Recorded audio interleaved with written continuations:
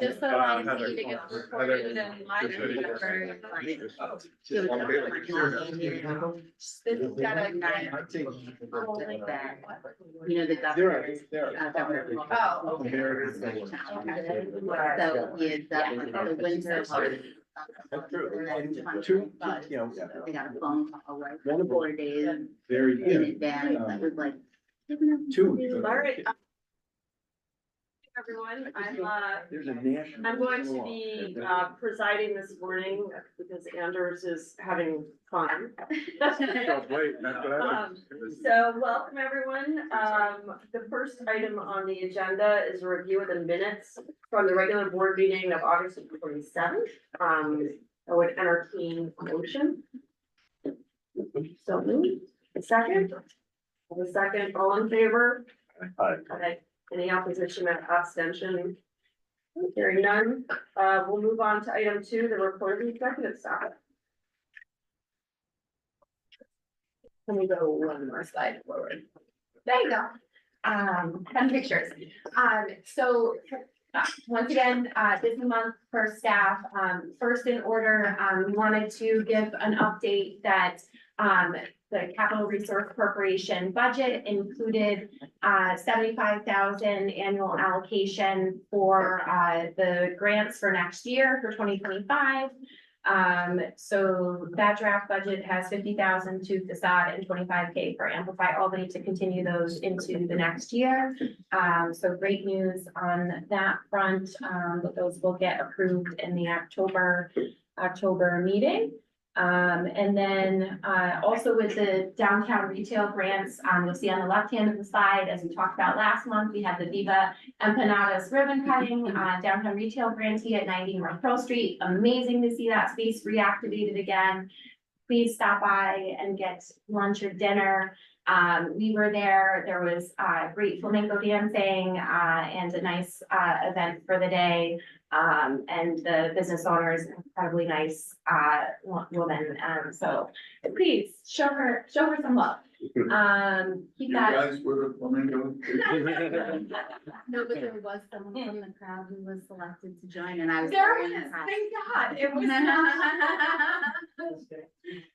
She was actually fantastic. I don't know if there was some sort of yeah, I don't know, it didn't appear, but she rolled with it and she did way better.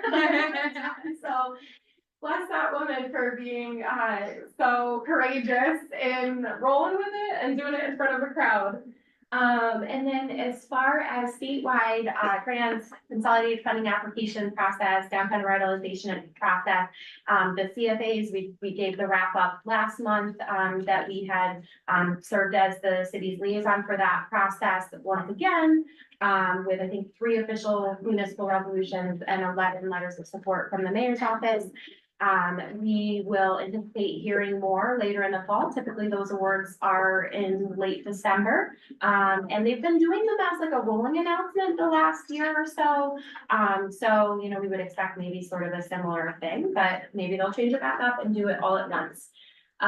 More to come there. And then the big news here is staff is working through the 8th round of the downtown revitalization application process for the city of Albany. Once again, working through the South Pearl DRI zone. As we teased out last month, there was a slight boundary revision. It wraps the bathhouse down in the south end. The city will be releasing an RFP for redevelopment of that space shortly. I'm hearing imminently, and then Liberty Park, based on feedback from the state, and the fact that we now have site control of that site, Liberty Park has been wrapped into the boundaries, as are the boundary jumped up to include Grand Street and Trinity. So that was based on feedback from people in the community and in particular at a recent SECC meeting, County Legislator McLaughlin talked about Trinity and Grand and adding in into the downtown core, I believe, as well. And so, you know, so those are all in line with that. We did our first public workshop on September 12th. well attended for the Albany Housing Authority space there. We did a brief presentation on sort of what the process entails, and then some table engagement activities, as you can see on the screens. The live stream will go over a little bit of one of them, but you know, we basically use maps of the area to have them identify projects that they are aware of, opportunity sites. We have a lot of history with doing this from the past 2 years, so much of it we are aware of, but it's helpful to have updates from the community in terms of what's changed since last year, what new projects are on the deck, what are new priorities. And so we did that as a table map exercise, and then also we used Lego blocks with the 4 project categories per the Downtown Revitalization Initiative.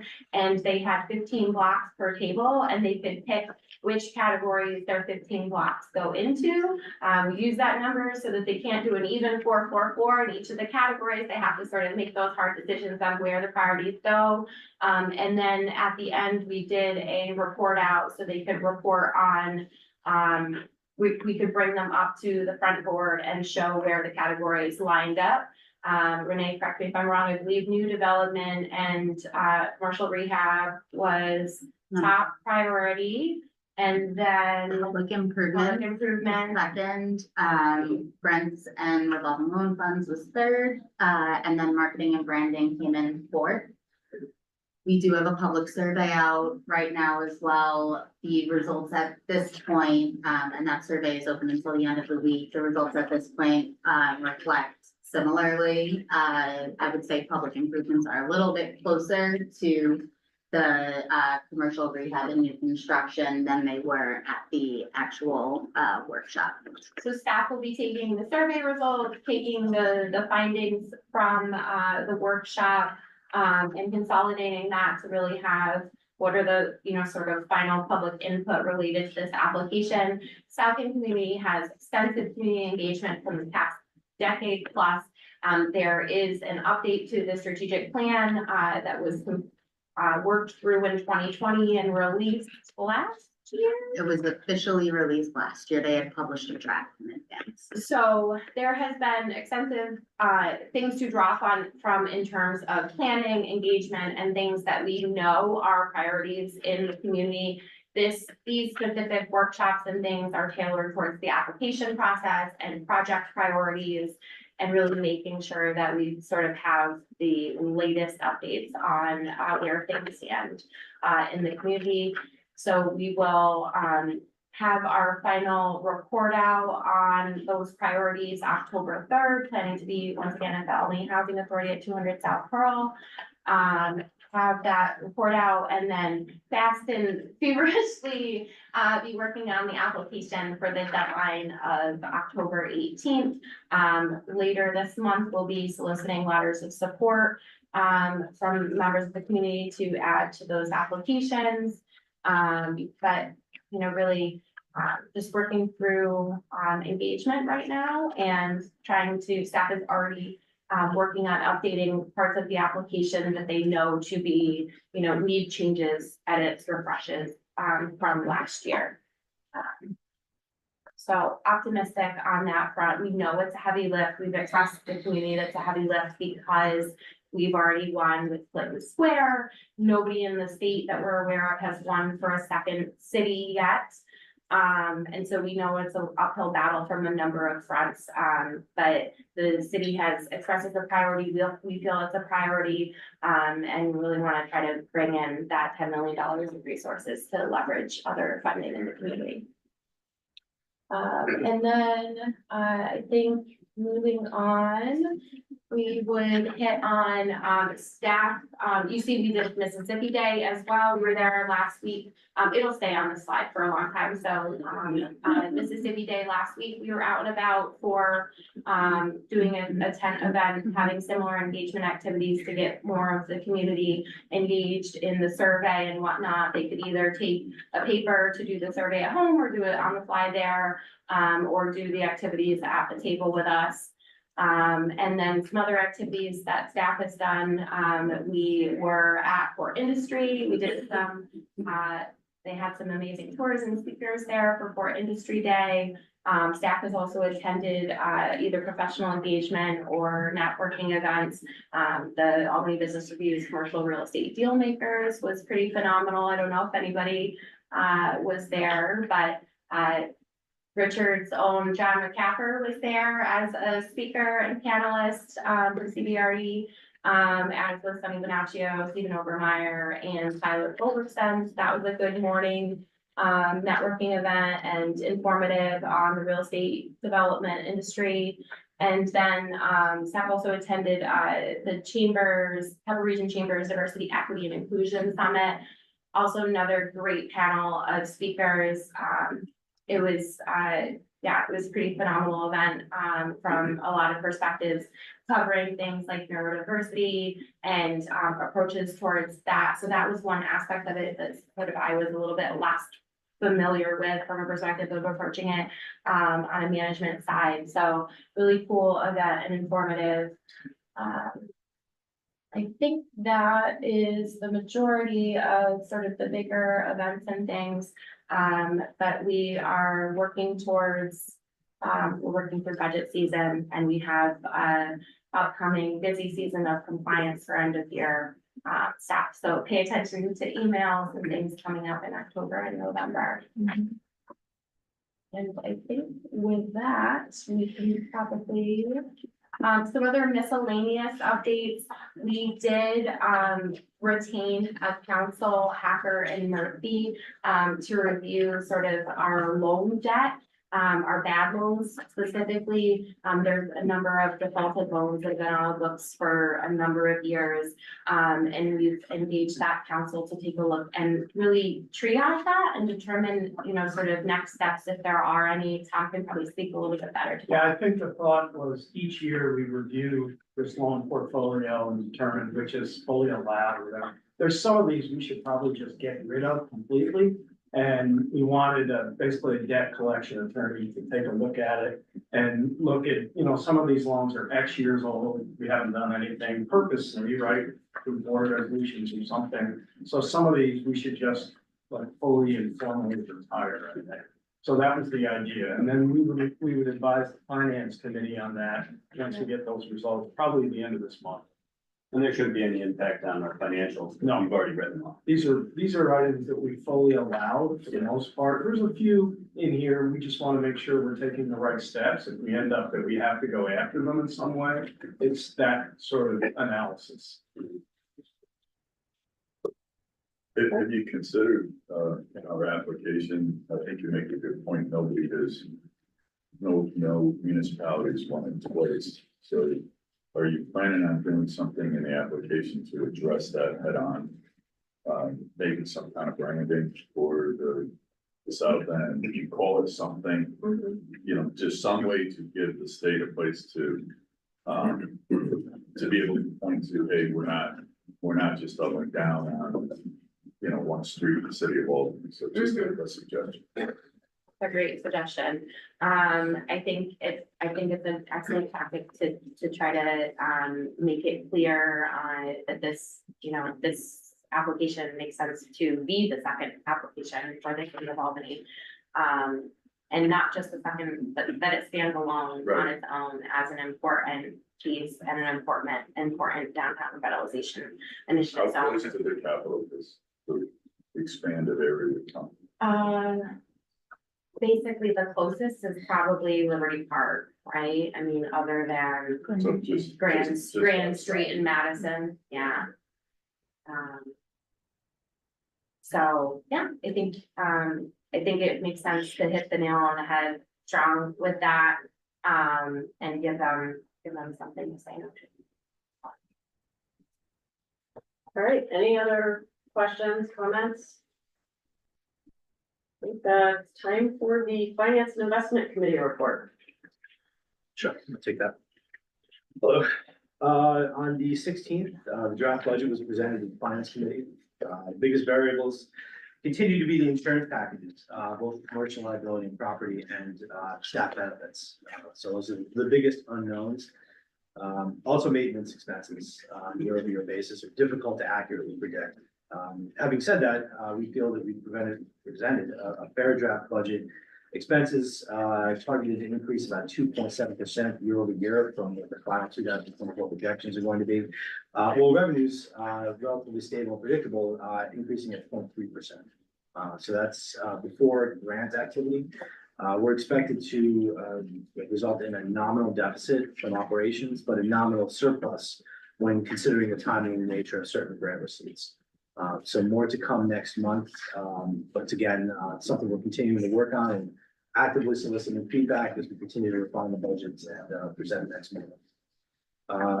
Brief investment note, we've worked with Great Points. One of the comments that we get is, how often, how do we like them? How do we like the performance, their ability to manage the portfolio and kind of their interaction with us?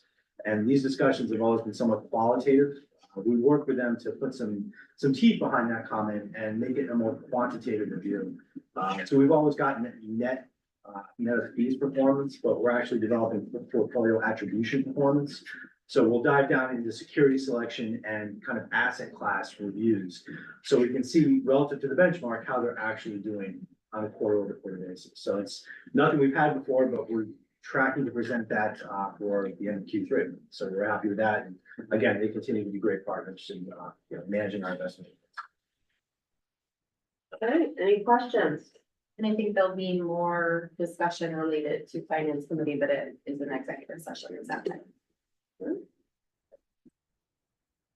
Moving on, Liberty Park update. So this update, so great news here, the Empire State Development Board had a meeting on September 19th. And they approved the additional tranche and drawdown of the 1.3 million and change of our original 15 million. So we got our first tranche down in our interest account back in 2019. I think the original resolution said that was that 10.193 and change number. And then this time around, we got the 1.3 million approved. And so what you have in your packet is the draft grant disbursement agreement from ESD. It does say very clearly on it that this draft is not the draft that will be executed. Or that will be executed at this point in time. They have a public hearing process that they have to hold. I do believe that's scheduled for October 18th at this point. And then the approval does go to the Public Authorities Control Board. But as far as the action today, we are seeking the board's authorization to allow and authorize the president to execute that grant disbursement agreement in its final form. Yeah, the resolution is in the packet. Yes, it should be underneath the GDA, so that's like 60 pages. Yeah. Page 73. 73, yeah. Yeah.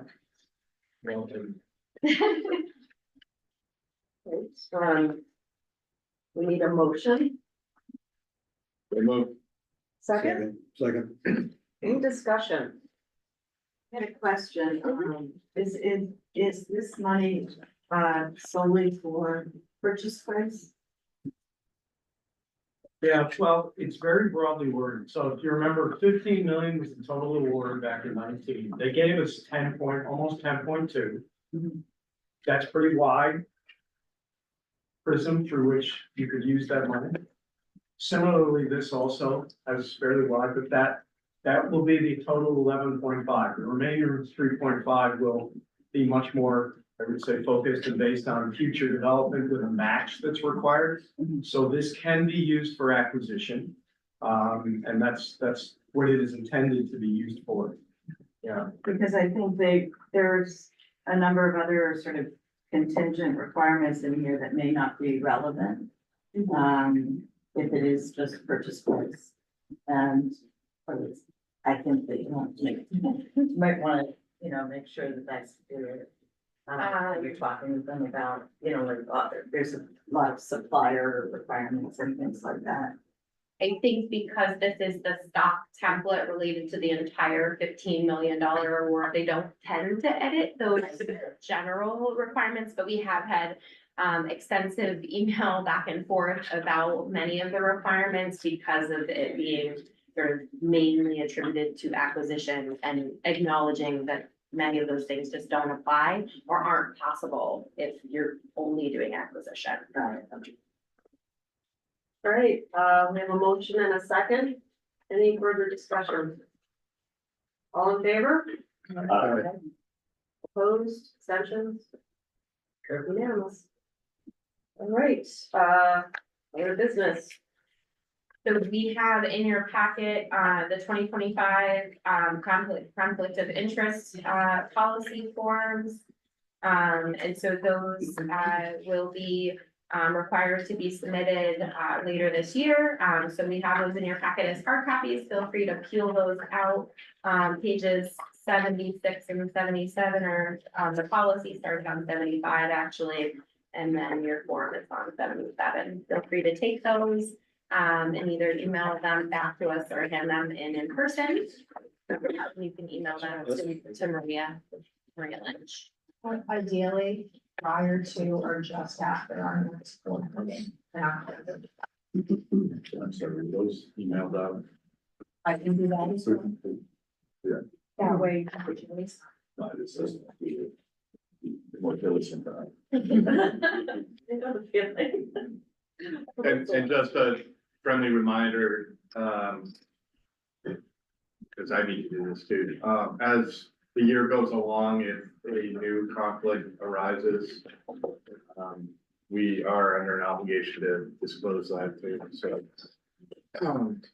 It is a ongoing conflict of interest disclosure. So this form is a snapshot, but as John's saying, please make sure to update as appropriate. And guys, I know you guys are all top notch in terms of that from past performance. So just continue to do as you've done on pre-existing place. Question, with me being on the IDA-CRC, constitutes conflict. It could, and as John said, I wouldn't think of this form as list conflicts, list where you work, list your positions. It really, the form is more designed to give us and the board members, fellow board members, a snapshot and help you determine if there might be a conflict. Most people have a good thought. Oh, wait a minute, I'm getting in a place I shouldn't get because of an option, but sometimes somebody can help with that analysis as well. And that's what this is done. The governance committee each year in November looks at these sheets that are submitted and issues a report and does its analysis. Hey, based on this data submission on these forms, here's where we think we may or may not have conflicts. And then the governance committee gives that to the board. But as John says, as the year goes on, people's positions can change, so just keep it updated. But yes, I obviously list that, Tony, and we've had instances, and we probably will in the future, because we have a contract with the IDA and CRC where there may be a conflict on it. Thank you. Yes. Any other questions? This is a current conflict, yeah, this is only current, and then if something comes up. Yes. Yes, you can Right, always. right. Shall we move to a second session? We will. Yeah, this is, so we'll go into executive session, and on this one, the reason shall be to discuss pending litigation. So move. Second? All in favor? Aye.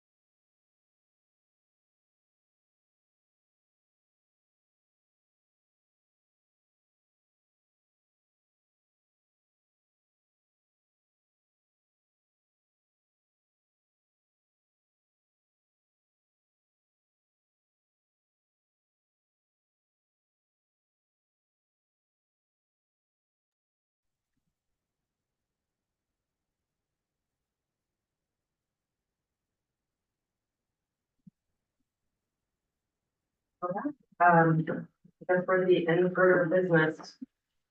Portion of the agenda, or is there anything else that we need to?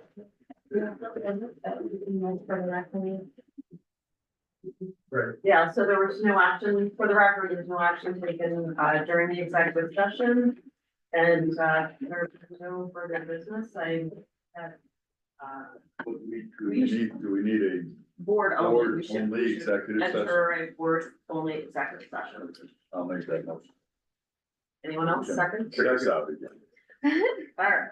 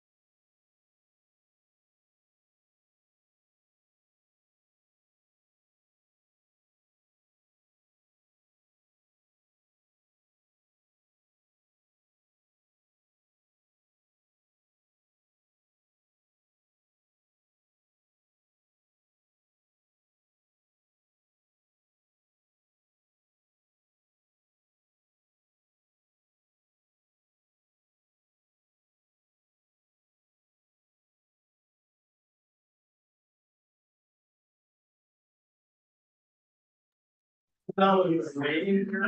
Was there anybody watching or not? Just, well, let's come back on. The meeting has been adjourned. No, we are? Thank you. The meeting has been adjourned and no action